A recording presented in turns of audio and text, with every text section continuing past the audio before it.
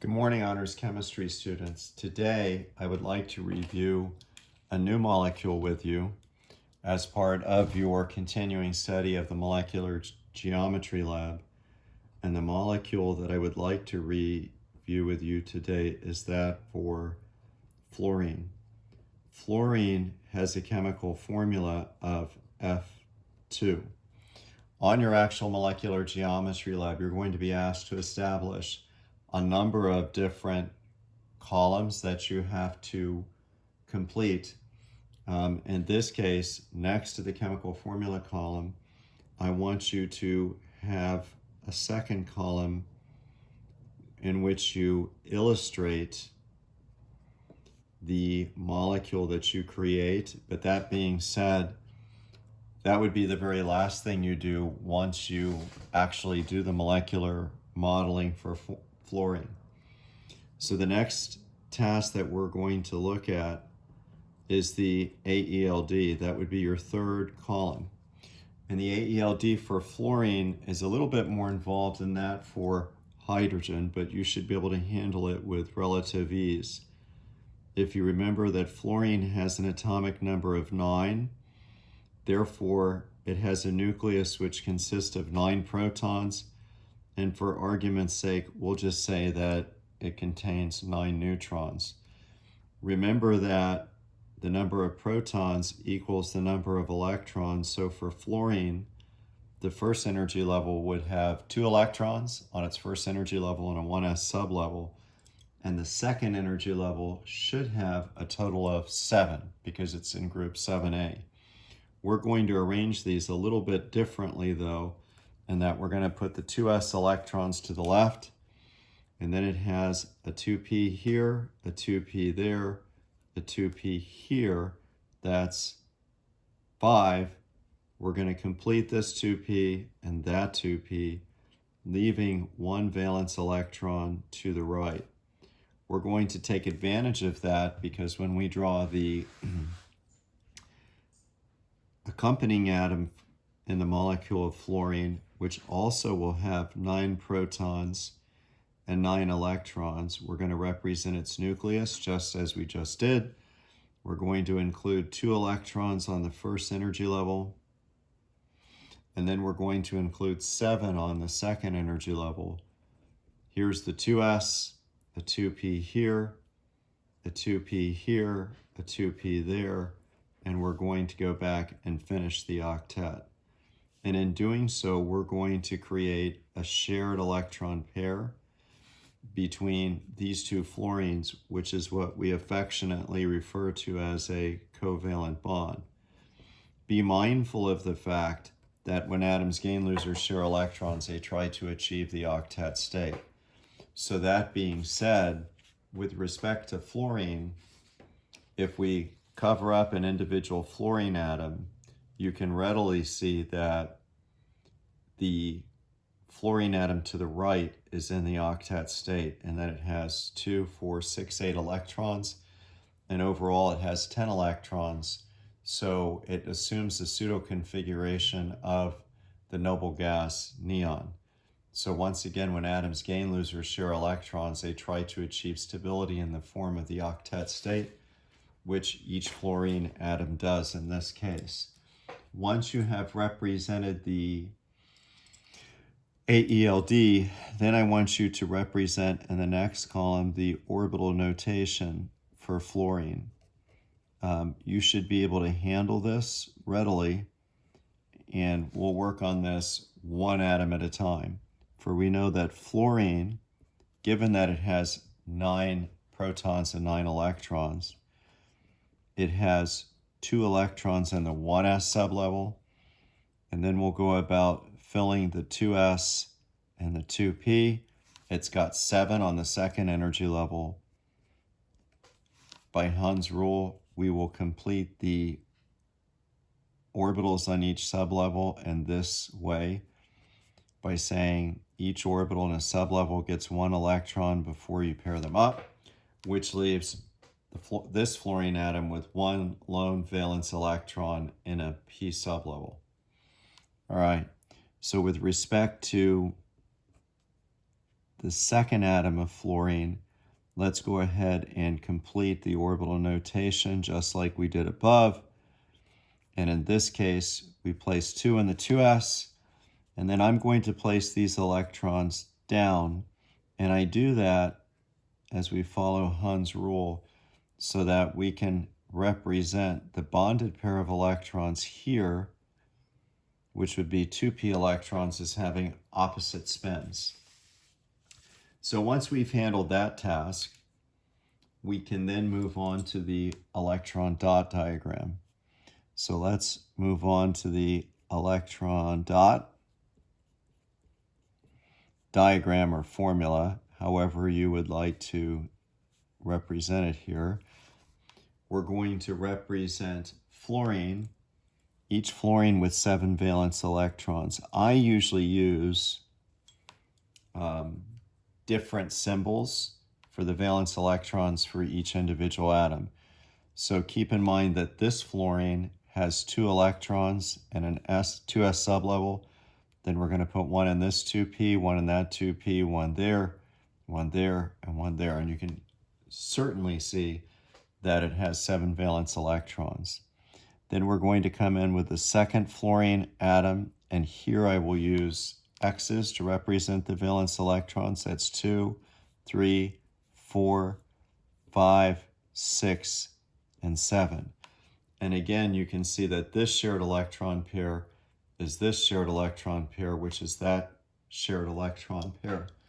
And again, if you covered up an individual fluorine atom, in this case, you can see that each fluorine's in the octet state.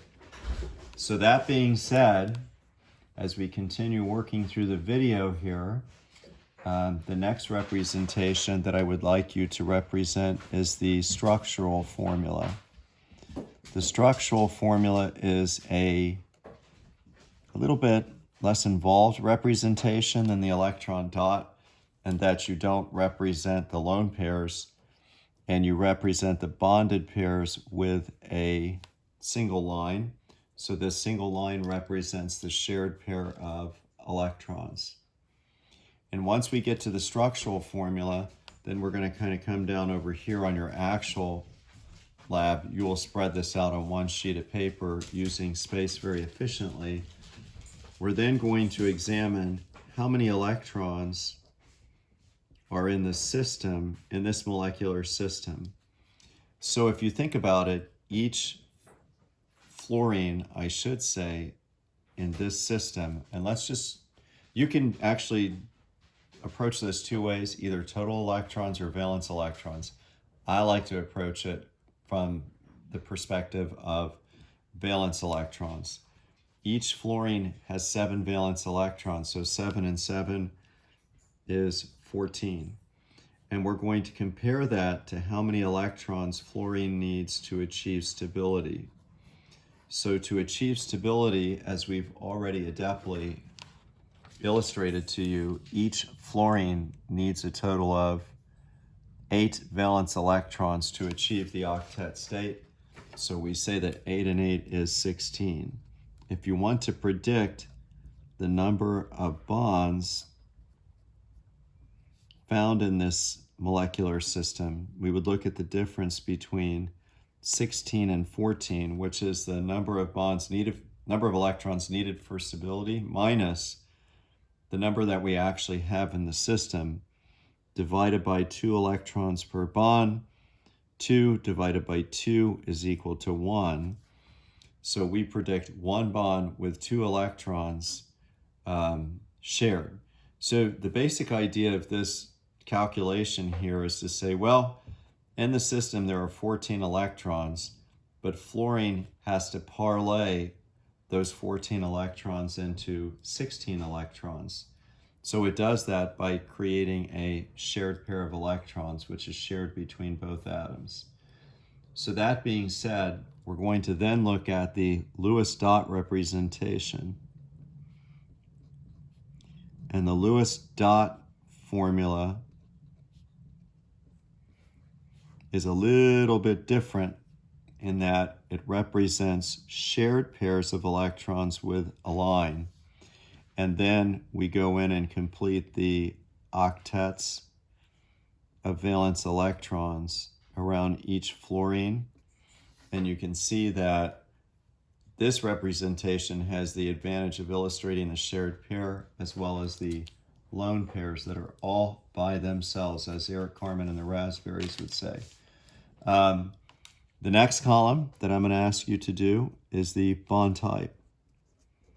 And again, we're going to look at the electronegativity differences that exist between each fluorine atom and the bond. So in terms of fluorine, we know that its electronegativity is equal to 3.98, and the electronegativity of the second fluorine atom is 3.98. Remember that fluorine has the greatest electronegativity on the periodic table. And again, that difference in electronegativity is 0.00, which means that these shared electron pairs are shared equally between each of the fluorine atoms. So we would classify this bond as nonpolar covalent. So it's a nonpolar covalent bond on our sliding scale of electronegativity, which once again, for the purposes of this video, if the electronegativity is between 0.0 and 0.4, we identify a bond as being nonpolar covalent, meaning that the electrons are shared equally. If the electronegativity is between 0.5 and 1.7, we say that a separation of charge exists between the two atoms involved in the bond, and we refer to that situation as being polar covalent. And if the electronegativity is 1.8 or greater, we say that the bond is classified as being ionic. Since 0.00 falls in the nonpolar covalent range, in fact, it's at the bottom of this, we say that it's a nonpolar covalent bond. Beautiful. So the next calculation I'm going to ask you to run is to look at or examine the total pairs of electrons around the central atom. Well, we really don't have a central atom, so we're going to look at the total pairs around each of electrons around each individual atom. So you can see that from the perspective of an individual fluorine atom, each atom has one bonded pair, and we have 1, 2, 3 lone pairs for a total number of electron pairs of 4. This calculation is going to help us predict the geometry of the fluorine molecule, because there is this idea known as the valence shell electron pair repulsion theory, otherwise known as VSEPR or Vesper, however you want to say it, at 6 of one, half a dozen of the other. Vesper really does not make a prediction based upon one total pair of electrons that's between the atoms, but we're going to predict the arrangement of the electrons around each individual atom.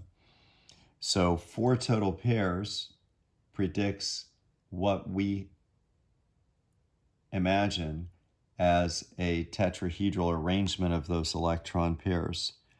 And what I mean to say is each fluorine atom will have 3 lone pairs and 1 bonded pair. There's your bonded pair, and we're going to represent the lone pairs in this fashion. And then for this fluorine atom with X's, the lone pairs will be represented in that fashion. I could have done that a little bit better, but for the purposes of today, we'll accept that. So in effect, this bond angle is referred to as being 109.5 degrees. That's a prediction, right?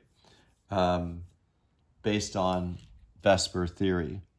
And we say that the geometric arrangement of those electrons is referred to as tetrahedral, or in other words, the electron pairs are arranged in such a fashion that there are 4 corners or 4 faces. to this arrangement. And actually, this bonded pair is viewed as being behind the plane of the molecule, okay?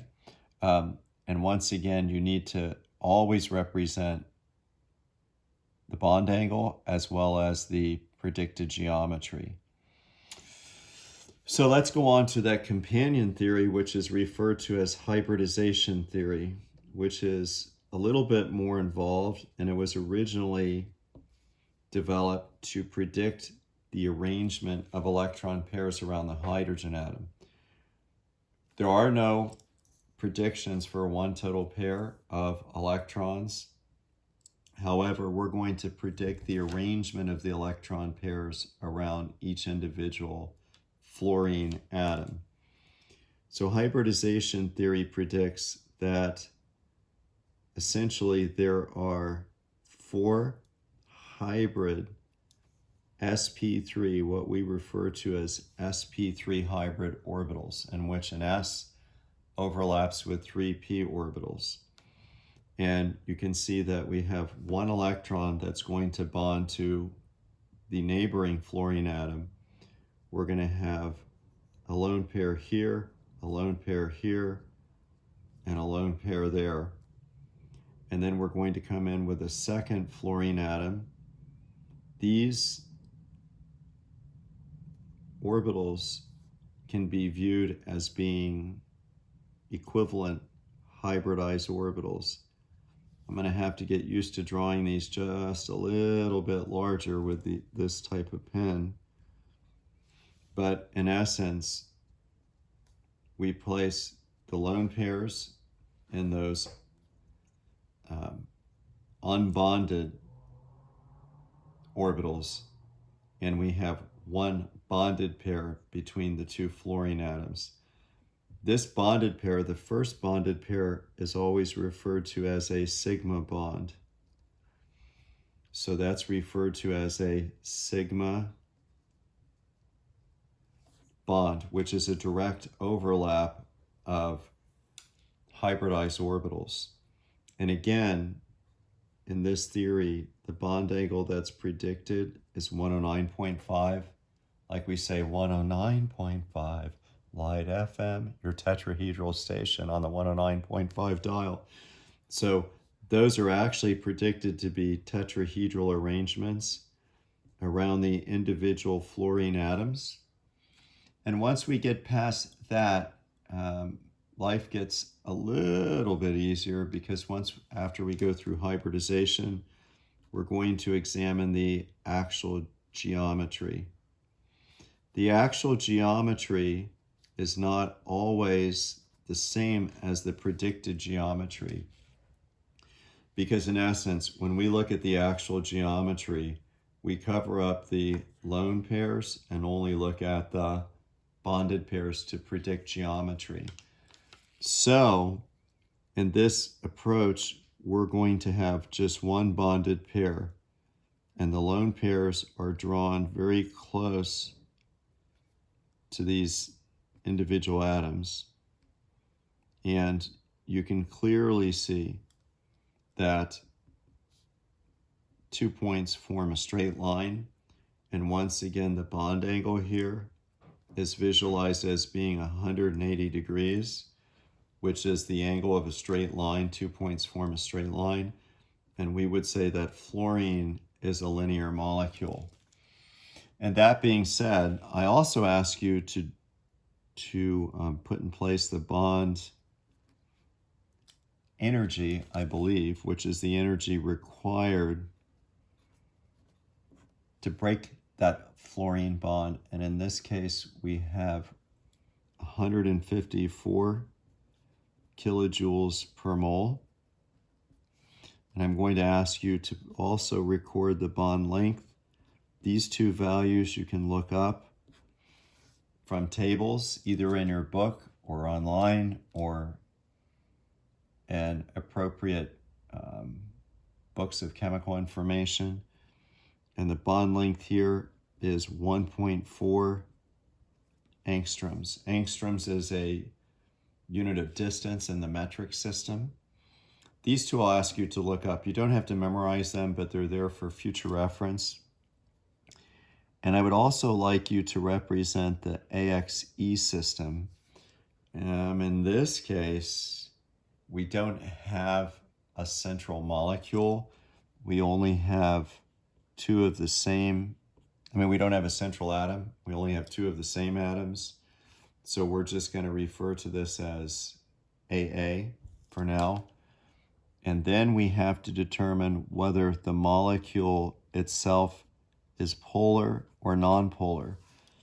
Since both atoms have the same electronegativity and there's only one bond, we say that the electrons in these various representations of the bonds between fluorine are shared equally. So we would refer to fluorine as a nonpolar molecule. It's also important to note that fluorine is a Dr. Hofbrinkel molecule, which I could have said at the outset, but let's make note of that now. So it's a Dr. Hofbrinkel. Those are all the molecules which are diatomic in their naturally occurring states in the atmosphere, of which you can see fluorine is one of them. So with that being said, that's the representation for fluorine on the molecular geometry lab.